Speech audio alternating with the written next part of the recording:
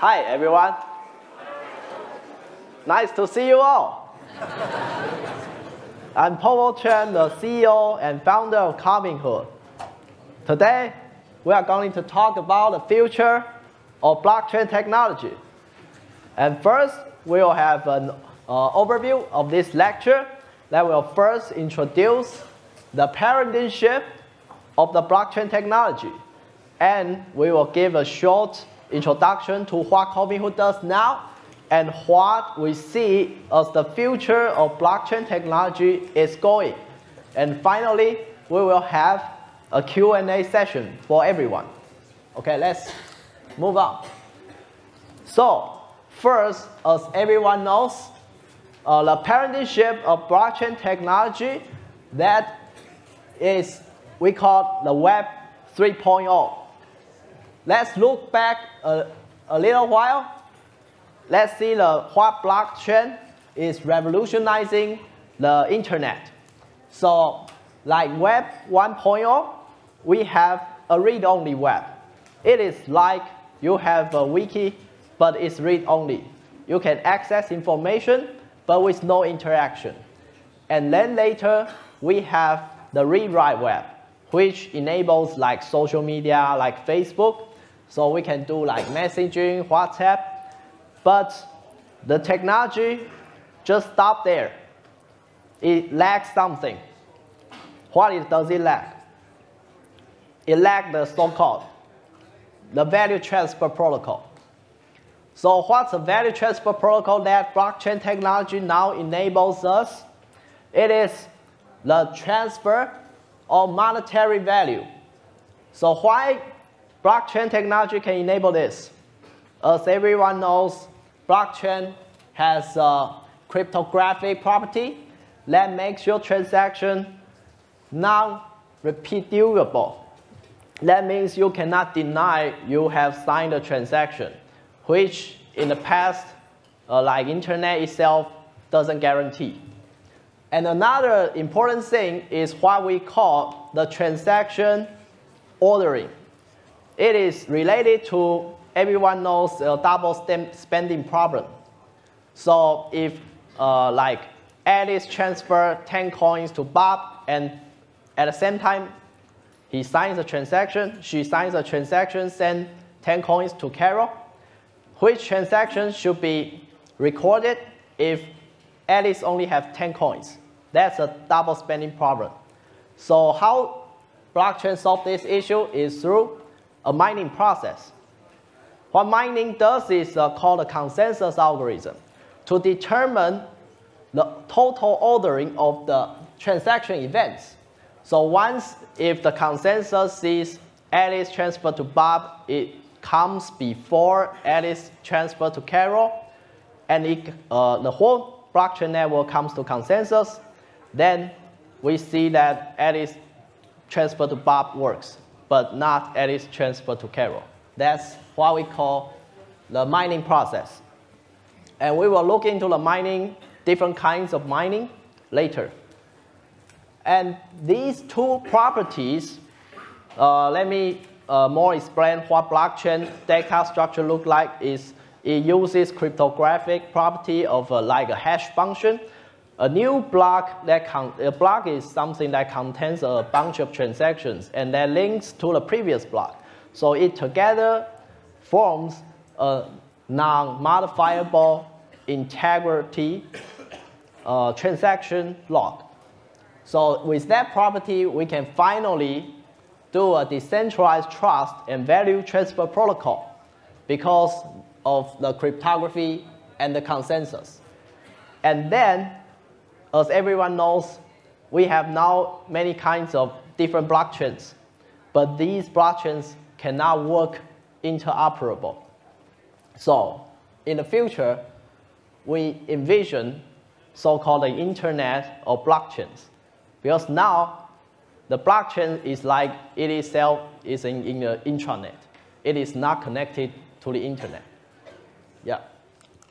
So let's see a deeper look at how the whole blockchain technology will revolutionize the internet infrastructure. So we have in previous slide the value transfer protocol, but blockchain technology is just not about the value transfer, because the cryptography and consensus can give us more than this. It is effectively a trust machine. So, like Bitcoin, that's the first protocol help the monetary transfer with a decentralized way. Then later, we have Ethereum network that can run like smart contract codes to write business logic and computation that is also non-repudiable. And then we have a storage network like Filecoin and many other new protocols. There's decentralized way to store your files. And finally, we have, in the future, we will have a content delivery network that's called decentralized networking system that can help your bandwidth to be totally decentralized. But that is, I think, is coming. But currently, no protocol exists to illustrate this issue. So we can migrate the centralized three components, computation, storage, and network, to the decentralized world. So let's talk a little about what Cobinhood does.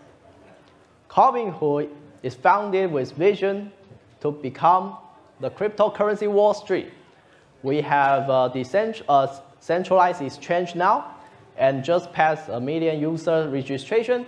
And we have an ICO underwriting service which helps the people who launch their token to have effective marketing exposure and the token listing process. And we will launch more financial services like margin trading, futures trading, and wealth management. So we are the only platform that provides the zero trading fee service with lightning fast user experience, the best UI and UX and apps, desktop web, and mobile web. And together, we offer the ICO underwriting service to help you your ICO listing process. Let's see an example is our client CyberMiles. We help them raise 84,000 Ether in 2 days. So how does that? How did that happen? We help them polish the white paper and build the social channels and top-tier media exposure, PR marketing channels, and deploy the effective marketing channels and ads materials. We like half the budget of their cost, ads cost, because of like some optimization through our effective marketing channels. And we help them to do the token listing.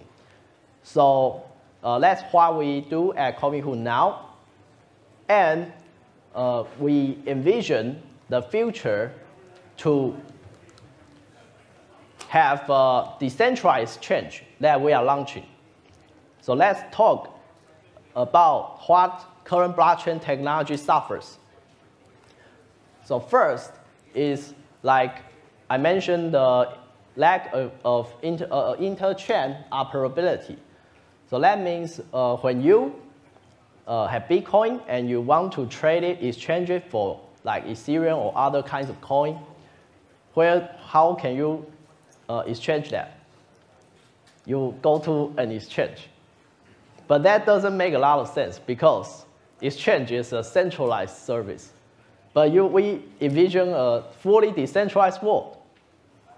So that's a very contradictory result because of this issue. Because chains that don't have a bridging protocol, they cannot interoperate. And second is the scalability issue. So as everyone knows, like Ethereum network is limited to like 20 transactions per second. So that makes on-chain transactions will be very, first is maybe queued because the throughput is stuck. And third is the latency issue. So like, for example, the crypto trading, everyone needs the trade to be settled instantly, right? Because if you are not settled very fast, the price will fluctuate, and maybe very fast. The fluctuation is very fast in the crypto space.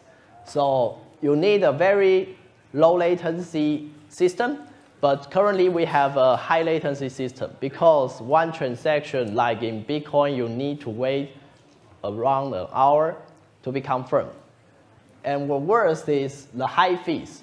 Because of the throughput is not high, then you can think of this like a supply and demand. So the supply is limited here. But if the transaction demand is high, you got a fee high, right? This is like a free market. So, but that high fee problem comes intrinsically from the scalability issue. Think of like a Bitcoin network. If the transaction throughput is unlimited, you effectively got a zero fee system. And the fifth is what we see in the decentralized world is not actually decentralized. Why? So this is a very interesting problem. We call it like minor centralization issue. Because like in traditional consensus algorithm, everyone heard of proof of work. But proof of work means you do some work to solve like a cryptographic puzzle. And when you solve the puzzle, you got a chance to determine which transactions will be included in the block. So that means you decide the order of transactions. That means when you control over 50% of the whole network capacity of computation, you can actually determine how the network goes. You can censor some transactions, you can exclude some transactions, you can even rewrite a history. So what we said, like, you need to wait a long time before you can see your transaction is finalized, is also related to this issue. And when the minor centralization issue happens, this gets worse because it never finalized. It can effectively rewrite what's finalized. Its history can be overthrown. And more is not fair. We can think of like Ethereum network has smart contract, and we have so-called is a random function in the smart contract system, right? But as we said, the miners actually can decide that random value and can decide the transaction ordering when they got a chance to propose a block, when they solve a cryptographic puzzle. So that means who owns the computation power can actually determine your transaction ordering. And you can even bribe a miner by a high fee or secretly to get advantage of your transactions, like front run or other transactions. In a trading system, that is very not tolerable. Yeah, because when you can be arbitraged by some colluded traders with some miners. The colluded parties can actually front run you for every transaction, so you always lose. And last is the energy efficiency problem, as everyone knows, because mining is like proof of work mining is you spend a lot of computation power, but you actually don't, it's not worthy of anything. You waste a lot of computation power just to ensure the network will not corrupt. But as we said, it actually also cannot ensure the network cannot be overthrown because the history may be rewritten by a powerful miner. So let's see what the future blockchain technology will be look like. actually, everyone can solve the mentioned problems by first solve the scalability problem. So we need to look at why there is a scalability problem in the blockchain system. We need to find the root cause, right? Every problem has a root cause. And we can say that the root cause of the blockchain system is it is a chain. Why? Everyone who studies computer science knows a chain-based system is like a linear list. A linear list never scales. Why? Because it executes serially. We need to wait a confirmation on a block before we can propose the next block because of the cryptographic hash property. So that's why we have, like Bitcoin has the longest chain rule to ensure this property that is called the blockchain. And then people who mine orphan block, it is abandoned. So we always follow the longest chain. But that not only wastes your computation power, because if you mine the orphan block, your computation power effectively is wasted, and you got lower reward or no reward at all. Yeah, and it becomes a worn-out tree. It actually is a tree, but with some branches, but it's abandoned. So what will make blockchain scale is a tree structure or graph structure. So we can see on the right-hand side, this is actually a tree that can run in parallel. That means the blocks can be proposed in parallel manner. And with this structure, we can finally solve the scalability issue, and this is what Cobinhood is developing. It is called a block lattice. It's not a tree, not a chain. Okay, so let's talk a little more about the consensus algorithm. So by the data structure design, first we need to abandon a chain structure to adopt a lattice or tree structure to solve scalability issue. And then we need to deal with the, this POW.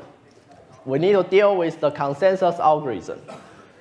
Because consensus algorithm determines how our transaction ordering is finalized and how fast it finalized, and it cannot be modifiable after the finalization. The old thing is we call a proof of work. So you done a work and you can propose a block.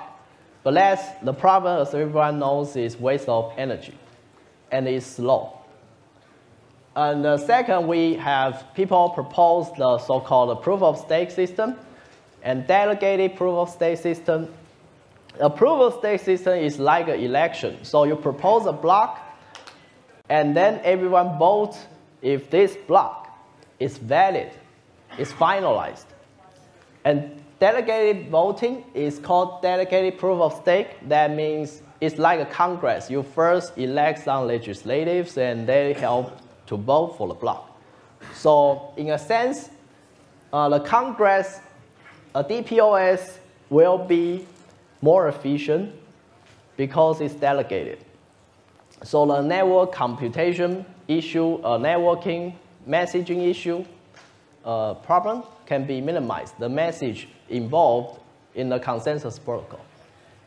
But that still not scale if the underlying structure is a chain-based structure. But what we want is actually a worthy way of your proof of work. So in traditional proof of work, your work is like worthless. You waste some computation power, but it actually doesn't help like humanity. It doesn't provide anything to human beneficial. But we have a new kind of consensus algorithm that's called proof of resource. What does it do is you actually done work by providing a worthy resource. One famous idea is like Filecoin's proof of space-time. That means when you provide your disk space times a range of time, and it can be proven by cryptographic property that you provided this resource. You got a mining reward. So this kind of concept is the future of the consensus algorithm. Okay, so we can talk more on the scaling problems of current blockchain technologies. We can first check some existing scaling solutions. One is called the sidechains. Sidechains effectively is a two-way packed blockchain system that includes the so-called block hash, like Ethereum can be bridged to Bitcoin, Bitcoin can be bridged to Ethereum by mutually including their block hash into another chain. But that has one issue is the latency of the cross-chain transactions will be much higher. Because you need to wait for one chance, like if you want to bridge Bitcoin to Ethereum, you need to first wait Bitcoin network's hash is finalized before you can incorporate it into Ethereum's chain. So that makes your latency of transaction doubled. Is chain A bridged to chain B, is the finality latency of A plus B. So that causes, that can scale if the system is like you can have a Bitcoin network, you can scale it 100 times by running 100 Bitcoin networks in parallel and incorporating each other's hash to increase the transaction throughput by 100 times. But the overall finality time will be very long. And another way is also related to the sidechain. We can put sidechain in a hierarchical manner. So we have like a main chain here, and we can have a first layer of sidechains. And then in the first layer, we can have a second layer of sidechains. That's called effectively same as the Ethereum sharding proposal. We call it plasma network. And we have so-called payment channels. As everyone knows, like Lightning networks, we can open channels by something called a hash time locked contract or hash time locked transaction, and open a peer-to-peer collateralized channel. And with each channel together, we can build a payment network. So it's a payment channel and a payment network. But the payment channel problem is if a transaction needs to happen, it must be two parties must also all be online. And when you want to use a payment network by multiple hubs, you need every party to have the same volume of deposit collateral on the hubs. And then everyone also needs to be online. So that causes another issue that effectively you may have a banking system. There must be somewhere centralized bank in such a system because you need a very much more collateralized like Bitcoin in that place to make this happen. That's also not what a decentralized system wants to see. And fourth is sharding. Sharding we'll talk more about later. And the fifth is so-called tree structure is like a DAG. DAG is directly acyclic graph. It's effectively one kind of graph or tree structure as we shown in the last slide. And we have something called a technique is a cryptographic zero knowledge proof. So you can run your computation offline, And then when you have capacity, you can run validated online, and it's fast. So you can offload a lot of transactions to the offline computation. That's one special technique. So let's talk more about sharding. Sharding actually have two kinds. Let's see on the left. Left is called a transaction routing based sharding approach. It's effectively like a load balancer. So with some methods, we can think of, we have like 100 nodes, 100 transaction validator or miners. But if every miner, they only mine one chain, or all transactions go to each miner is the same kind of batch of transaction, the scaling still is 1 times. But when we have a sharding routing, we can say like, now we have 1 million transactions, we can evenly distribute these transactions to 3 groups. So that can cause like we have 100 validators, and 1/3 of them are validating 1/3 of the transactions, and so on. So that can make our scaling to work. That's one kind of sharding. And another one is, as we mentioned, is like Ethereum sharding solution is a sidechain, layered sidechain. Okay, so we have talked about existing solutions. Now we talk about the properties of the future technology of blockchain. First, it must enable an interchain operability. That is called like bridging protocol. You need a place to bridge, like Bitcoin to Ethereum network, Ethereum to Bitcoin network, and it needs to be fast. 2 is the scalability issue. The mainnet itself must be infinitely scalable. If it is not infinitely scalable, you run into a lot of issues, even if you do the sharding techniques mentioned above. And 3, when you have infinite scalability, you effectively got a very low transaction fee. Because now all the miners, what do they compete? They compete by offering a lower fee service, because the users of the system, they always goes to a lower fee miner. And 4th is the latency problem.